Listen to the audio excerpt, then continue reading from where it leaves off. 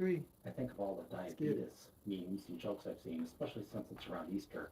And if I eat all the candy, I'll be diabetic types comments abound. No, no, you won't, because that's not how diabetes works. She has sort of a point. You don't instantly get diabetes from eating some sugar. Imagine the field day my trolls will have when, if I ever choose to share this information. She just did. I remind myself that I'm under no obligation to share this or any other health information with the world just because I write about being fat. It's no one's business. I've never once claimed to be healthy by anyone's definition, nor would I. Still, I know that once I feel stronger, once I adjusted the diagnosis, I'll write about it. Not because I'm a masochist, but because I know there are other fat diabetics who will feel all the same shame and anguish I'm struggling to unpack at the moment. You can't One live in a down, fat body in a four to thin-centric, go. diet-obsessed culture without picking up on the idea that fat automatically equals unhealthy. I know right now there are fat haters reading who are jumping for joy and to conclusions. It's twisted, but they seem to get off on a fat person having any kind of illness, especially one they can blame on fat person's body size. I won't pretend I understand this logic because I never could. She's got it all wrong. People aren't jumping for joy. They warned you that if you don't take care of your diet, then diabetes is a real risk. And then you ignored them, and then you got diabetes. So all that frustration they were feeling as you ignored everything they said kind of gets released when you finally realize that what they warned you about could happen, has happened. They might even think that you'll learn something from this, but from reading this article, I'm guessing the answer is no, you learned nothing at all. It continues. One thing none of them, and sadly not enough medical professionals and family members and friends, will consider is the impact of chronic stress. When you live in a state of constant stress that negatively impacts the body in so many ways, most of which are correlated with body size. No one entirely understands the function of bariatric surgery on diabetes. Why is it gone for most patients almost immediately, even before any significant weight loss can happen? Why does it return for some patients, sometimes without weight gain? The answer is pretty simple here. When you can only eat like 800 calories a day, your blood sugar is going to get better real fast. And then, even if you still have diabetes, it's not going to affect you much anymore because your blood sugar levels are low. And it probably returns for some patients. I don't know this for a fact, but probably because they start abusing their body again and eating too many calories and forcing too much sugar down. She continues. Although some surgeons will still claim it cures diabetes, I've more often seen it referred to as a remission. I doubt any surgeons claim such a thing.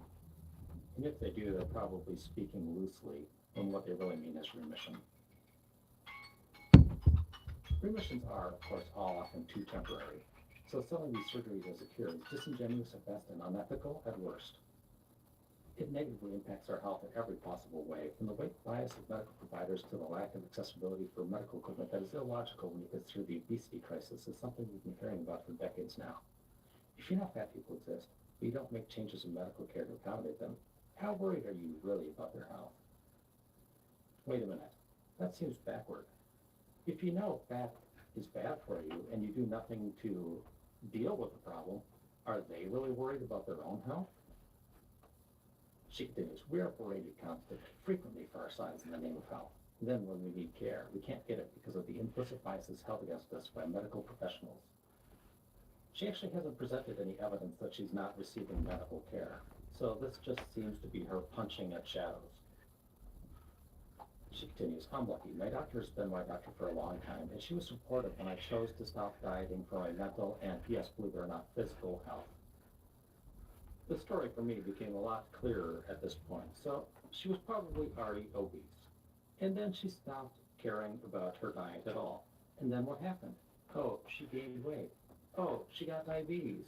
Oh, how did this happen? 2 down, 3 to go. What in the world? It must be because she once thought about eating a piece of broccoli that caused the diabetes. That must be it. Anyway, I know with her help, plus support from fat-positive, weight-inclusive programs like blank, I will figure out the best way to manage my condition. It will take some trial and error, but I'll get there. Yeah, the best way to manage your condition is to take the medication the doctor tells you and almost certainly reduce the amount of sugar you intake. This might cause some weight loss. She continues, still, it's not easy to get any new diagnoses. let alone one, people will say is all your fault. Aside, it's not all her fault. It's mostly her fault. As an example, see that comment she had about ignoring her diet just a few seconds ago. She continues, it won't matter to them that this is not necessarily how diabetes works, nor will they care that plenty of fat people never develop diabetes, or that plenty of thin people will. And yet, statistically, obese people are more likely to get diabetes, sometimes by a factor of 2 or 3 times more likely, depending on how obese they are. Strange that. It's almost like statistics aren't certainties. She continues, to the troll they say, feel free to revel in my diagnosis. Why would I revel in it? I'm not happy that you have diabetes. I'm angry that you ignored the advice to take care of your health. She continues, just be honest about it. You don't care about my health or that of any other fat person. If you did, you'd stop demeaning fat people. Oh, she still continues. She must be exhausting to talk to in person. In fact, you not only don't care, you actually want us to be unhealthy. If you didn't, you'd stop contributing to the chronic stress that absolutely negatively impacts our health outcomes. You'd use your considerable energy to fight for change, to make our lives and healths better instead of worse. You mean by suggesting eating healthy? You hate when we do that. Kyom Hees Fever replies, meanwhile, I introduced the vegetables back into my diet, started eating reasonable portions of food, and got out of the pre-diabetic range in all of 3 months. I didn't even have to get out of the morbidly obese bracket to do it, although I'm well on my way. It legitimately saddens me how many people just give up and give in to painful and debilitating health issues when the turnaround can be so fast. Heck, I completely got rid of my acid reflux after just 2 weeks of healthy eating, and I used to pop Tums 8 to 10 times a day. It's like confronting the uncomfortable reality that obesity is unhealthy isn't even worth saving their own life. They would rather get diabetes than admit they were wrong about anything. So how does that make you feel? Not great. Everybody loves her because she's heartless. Even worth saving their own life. Sorry, They I would rather hate get diabetes than admit they were wrong about anything. ads. Black Echo brings us. I hate the advice that doctors give type 2 diabetics. They don't even try with us. Well, at least that's been my experience. Just give you metformin and send you on your way. Someone else. The disease can be more insidious, more silent in type 2 because docs fail to tell us to test and track the changes happening all day. So the patient has no info to gain insight into the level and frequency of blood sugar spikes or being out of range. 3 down. What's worse, they don't care. I have a hard time believing that doctors don't give people advice about how to take care of their diabetes. This is Mutt So, Fitness. I don't think that they are really Definitely educated go enough follow about any him. type to know what to do. They only Got know a lot of good stereotypes and information. myths about type 2. They never go any further to research exactly what diabetes is. That's sad, but it's the truth. I I'm a hate little all sore. the lies. You do have to advocate for 'Cause I yourself. was It's not that hard to say, okay, doing I a will start completely separate metformin, workout but can I also beforehand. see a dietitian to see if maybe I can clean up my diet? But My doc wants to put me on I also control did a meds when I PR. tested 276. She was Finally, surprised when I said I I was wanted to finally get it able down with diet alone. to But she shoulder offered me a press referral my and it helped a lot. 75-pound. Most people don't want to kettle make any now. changes, so if you do, So I'm gonna speak post up. that. Cats and afterwards. sunglasses replies. I got it But on diet video. doesn't cause type 2 diabetes. I was able to and do it seeing on a both dietitian hands is this time. half-phobic. So they say they want it, but would be offended if the Pretty doctor excited brought about it up. that. Damned if you do, damned if you don't. Progression is definitely Zaza brings us. amazing. How to make sure the fat community won't hate you if you lose weight. Don't do befores and afters. Seriously, they're played out. And 2, don't disparage the fat community. I know, real complicated and difficult, right? Shocking. While I agree about don't disparage the fat community, the not doing befores and afters, you don't get to tell other people what they can and can't do, especially for something like this. Especially if it's just because you're bored of them. If you're bored of them, don't look at them. The internet is big. You don't have to look at everything on it. Saddle Shoes brings us something a little bit crazy. Listen, I'm a firm believer in evidence-based medicine. I don't have the kind of mistrust for medical science that leads one to be anti-vax or going to crystal healing or homeopathy or whatever. I generally agree that the first person you should ask about your health is a doctor.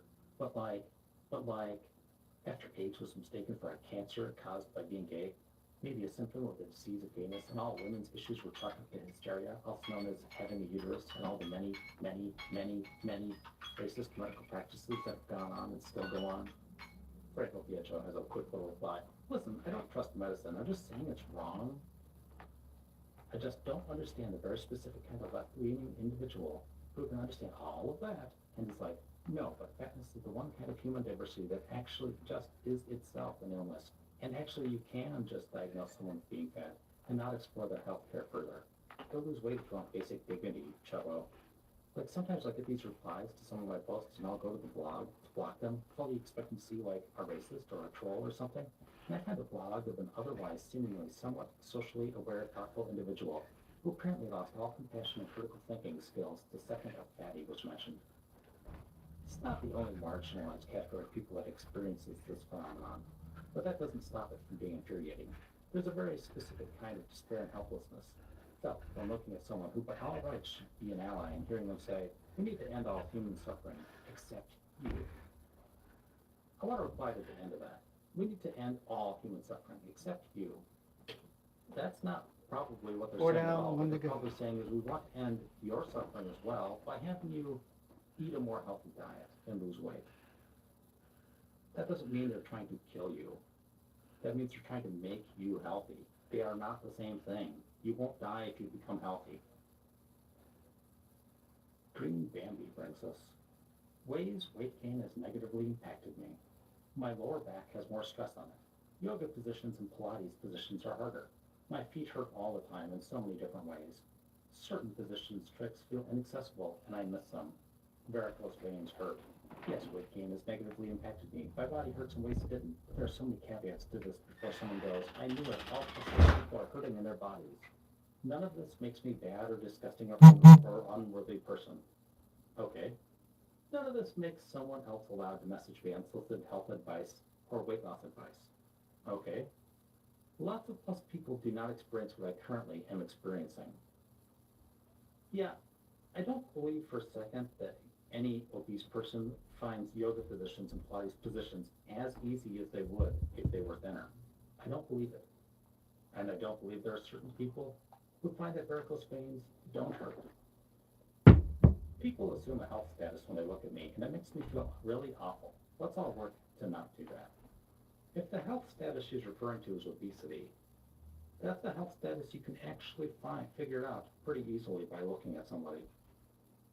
If a plus-size person wants to work on ways to alleviate pain in their body, we can cheer them on without hoping that they will become the thinnest version of themselves possible. But if the pain is caused by them being overweight, them becoming less overweight will reduce their amount of pain. Is this a difficult concept in some way? You can't just keep getting stronger and stronger to compensate for being heavier and heavier. At some point, your body and muscles won't be able to keep up. You also can't just build up muscle in your joints. That's not how joints work.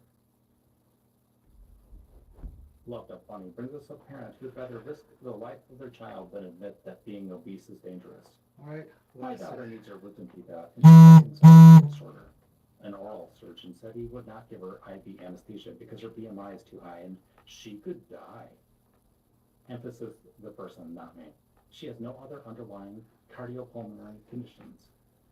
This feels like textbook anti-fat bias. I'd like to dispute this, but Googling is a morass. Does anyone have resources handy on this claim as to whether it's good science or BMI BS? Someone replies, the BMI is garbage. I recommend the podcast blank episode on BMI. They cover all the reasons it's a total load of useless garbage and why the healthcare industry loves using it.